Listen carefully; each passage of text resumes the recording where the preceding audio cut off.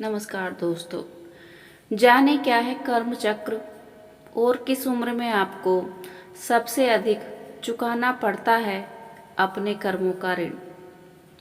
कर्म चक्र का सिद्धांत कहता है कि आपका ये जीवन केवल इस जन्म के कर्मों के फल को नहीं भोग रहा, बल्कि आपके पिछले जन्मों के फल को भी भोग रहा है। अगर आपको बहुत ज़्यादा दुख और परेशानी है तो इसका अर्थ है कि आपने पिछले जन्म में अच्छे कर्म नहीं किए होंगे, और अगर आप इस जन्म में भी अपने कर्म नहीं सुधार रहे तो आप अपना अगला जन्म भी दुख में बना रहे हैं। कर्मों का और जन्मों का ये चक्र तब तक समाप्त नहीं होगा जब तक आप अपने कर्मों को सुधारेंगे नहीं।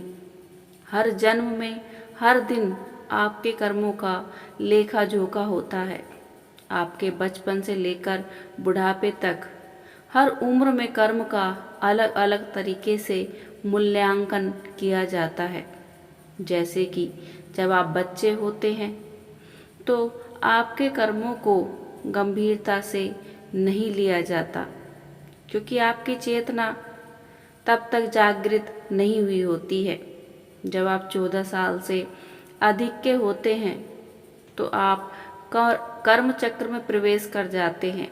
जब आप 30 से ऊपर के होते हैं तो आपका पिछले कर्मों का भुगतान शुरू हो जाता है।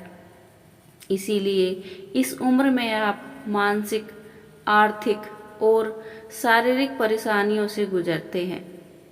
इसी उम्र में अधिकतर लोग अध्यात्म का सहारा लेते हैं, अपने दुखों को कम करने के लिए या अपने कर्मों को सुधारने के लिए। अध्यात्म की तरफ बढ़ने के लिए या अपने कर्मों को सुधारने के लिए आपका यह सोचना जरूरी है कि ये तकलीफ़ें आपकी किस्मत का नहीं, बल्कि आपके कर्मों का नतीजा है। जब आप 60 से ऊपर के हो जाते हैं तो आपके कर्मों का प्रभाव कम होने लगता है। 60 से पहले आपने जो भी कर्म किए हैं उसका हिसाब किताब हो चुका है और आपके कर्मों के खाते में वो जमा हो चुका है।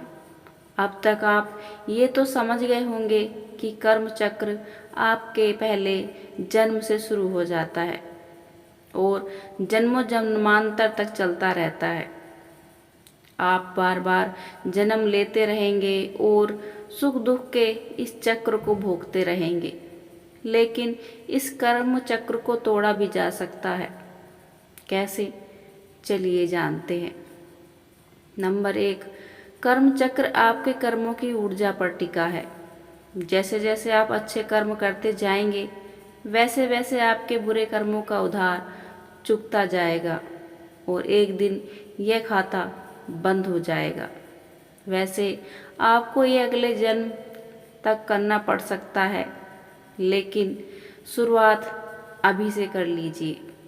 नंबर 2, नकारात्मक से दूर रहिए और अपने आसपास भी सकारात्मक लोग रखिए ताकि आपसे कम गलतियां हों।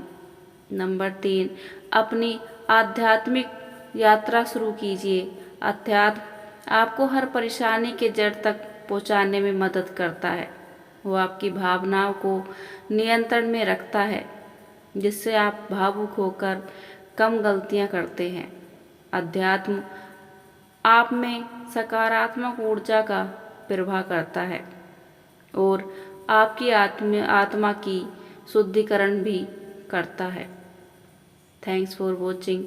Like, share, subscribe. नमस्कार।